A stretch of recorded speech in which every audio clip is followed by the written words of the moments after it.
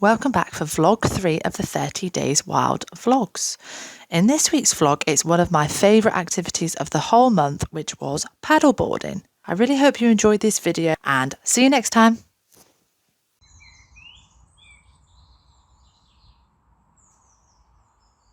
Hello, we're back for day 11 and this activity is going to be build a wild sculpture out of bits and pieces I've collected today from the local woodland. I have these larger pieces of wood that I found on the ground, and then some smaller pieces, a little bit of foliage just to add some colour in it, different types of leaves also found on the floor, a bit here too, and a couple of feathers. These seem a bit of a rarity, but I picked them up, I'm going to use those too, and a piece of bark. I'm going to use some twine, jute twine that I already have at home that I've been using to kind of make posts and signs for a couple of years now. This has lasted me ages and ages. It's quite an enduring amount of twine, and so I'm going to use that to put it all together. So I have an idea in my head. Let's see how this turns out.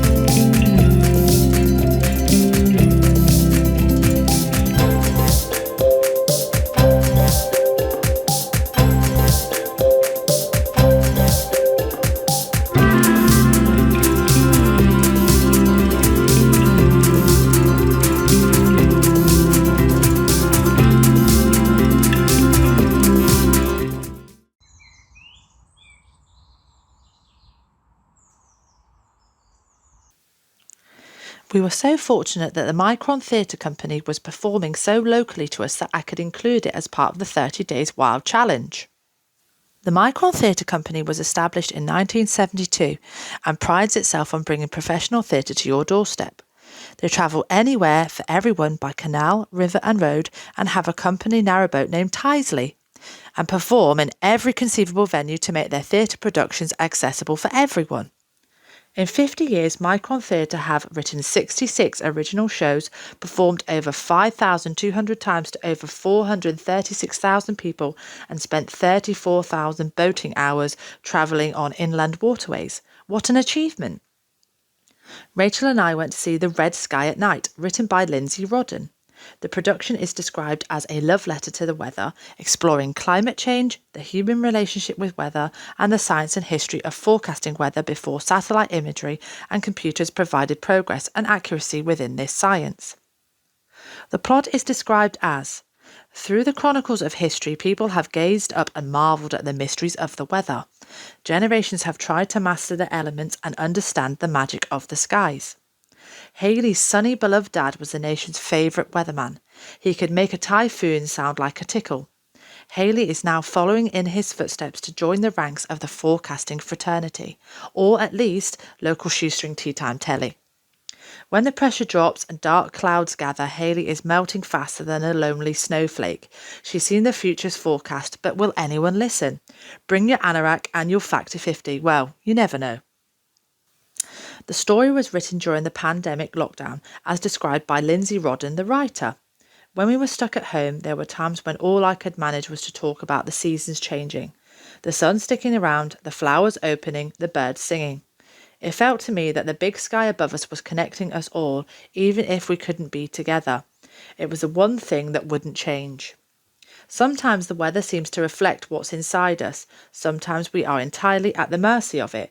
Not everyone has shelter or the luxury to watch from the window and light the fire. I know lots about the weather now, but the one thing I'm sure of is that we need to respect it and everyone on the earth underneath it. The sky we share is one glorious, terrifying, beautiful theatre. It was a bright, warm, sunny afternoon, the afternoon of the performance, and prepared with some drinks and snacks, we sat in the open-air amphitheatre located within Rachel's housing estate and watched the small production in awe.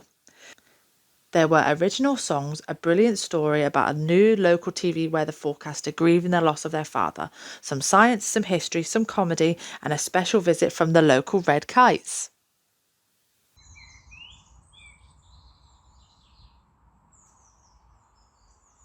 Hello, I'm back with day 13 of 30 Days Wild. Today I have decided to watch a wildlife webcam, and with Springwatch running on the BBC at the moment, they usually have these accompanying webcams of birds' nests in particular.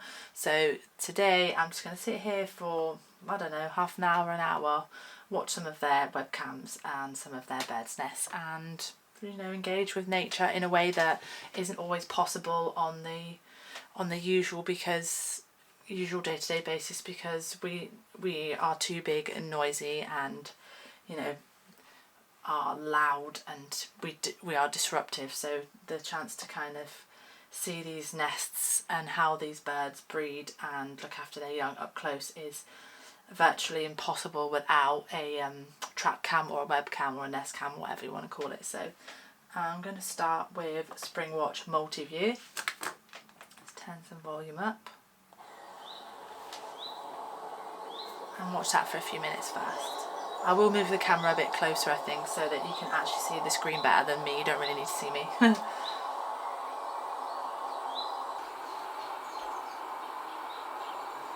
Okay, there we go. So from watching the show this year so far, this one here is swallows in a barn or disused farm shed building. This one is herons that should fledge soon. This one here is red kites, and this one I'm guessing is marsh harriers. It looks a bit like the marsh harriers nest, but they've come on so much over the last few days they're somewhat unrecognisable. But that's something I've noticed about watching this, that it is just so amazing how far these birds change so quickly. And this is the second nest of swallows that they've been watching. One nest has already possibly fledged this weekend or early this week, or maybe even very end of last week.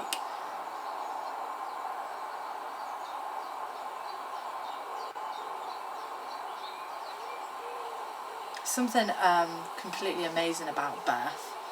Obviously you don't really have any memory of your own birth, just so to see something else be born, there's something truly magical that, especially if you are a parent too, that must be amazing to actually, you know, bring that about, bringing life into the world.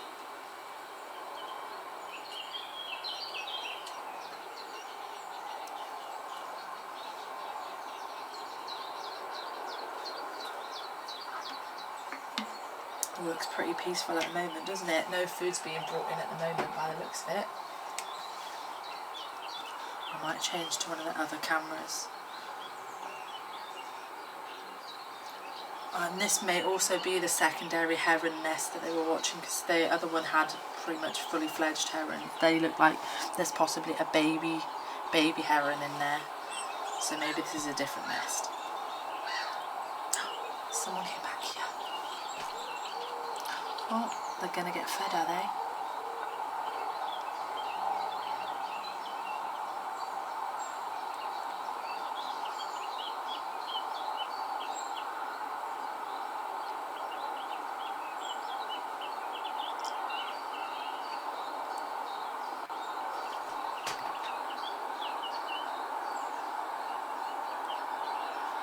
Doesn't seem to be much action in the red kite or the harrier nest at the moment.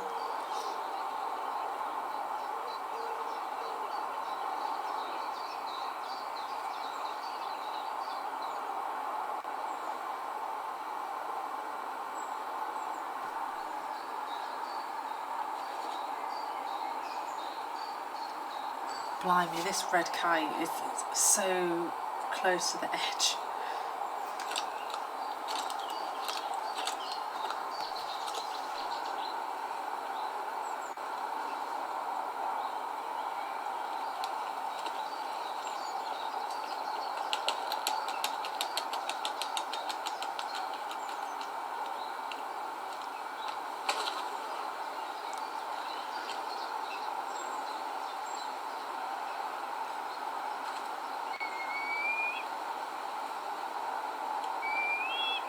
That's red kites.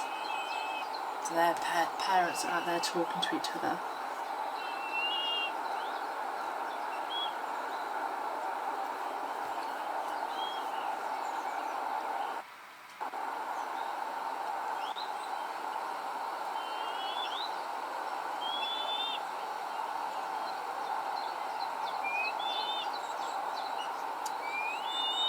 There you go.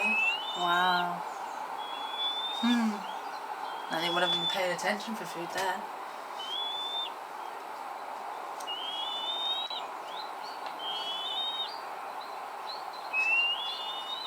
That doesn't sound like red kites.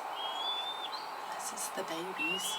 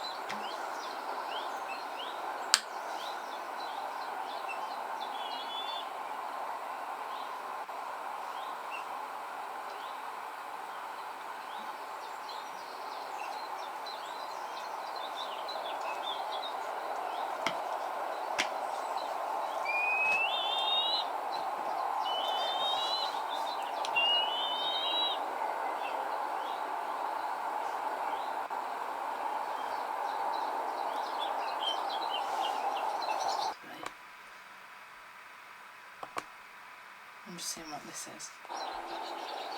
Yep, still only those same nests.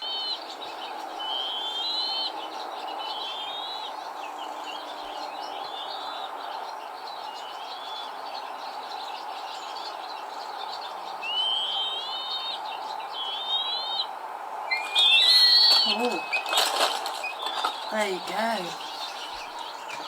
They fell out, I think.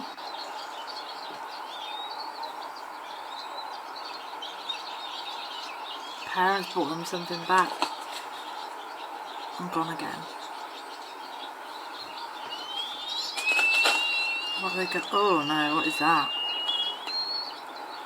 Oh dear.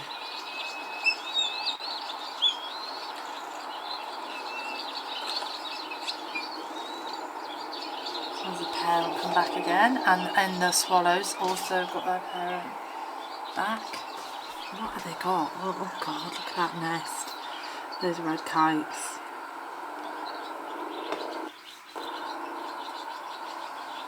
That swallow's lovely.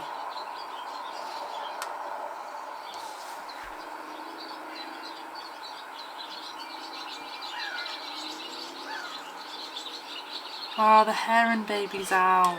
It's got such a funny fluffy head.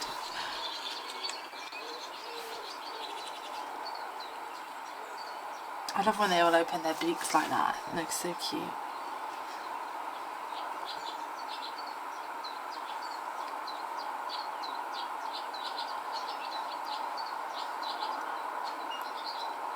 Oh, this is an interesting thing I've never known them do before.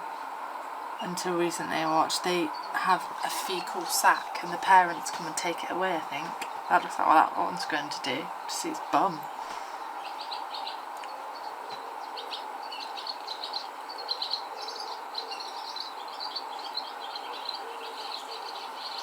Yeah, looks like it.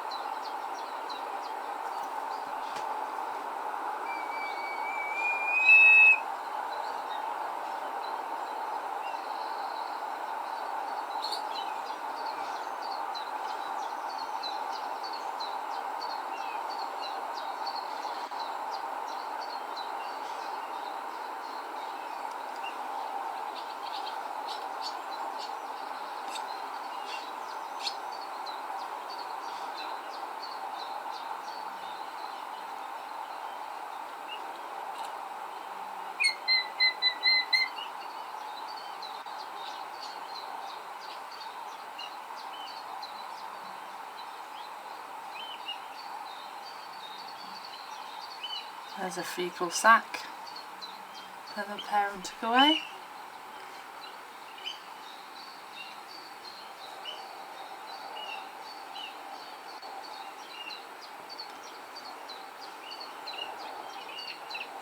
Never ceases to amaze me how differently they raise their young and how differently their young grow too.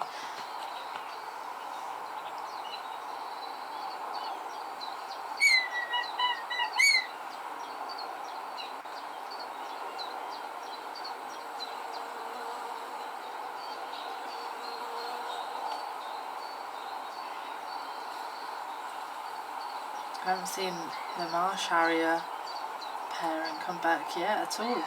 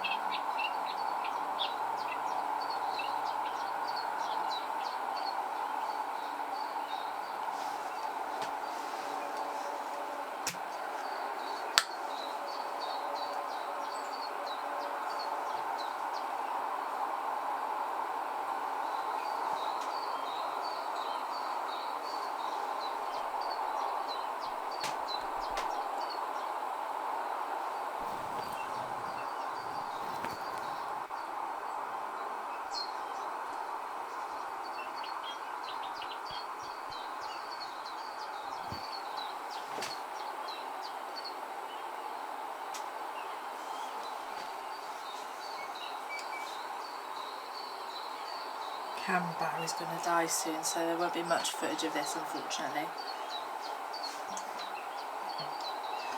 But I would definitely recommend watching a webcam for views of animals that you've never seen before, ways of learning different facts and animal behaviours and all sorts. So I would definitely recommend watching a webcam.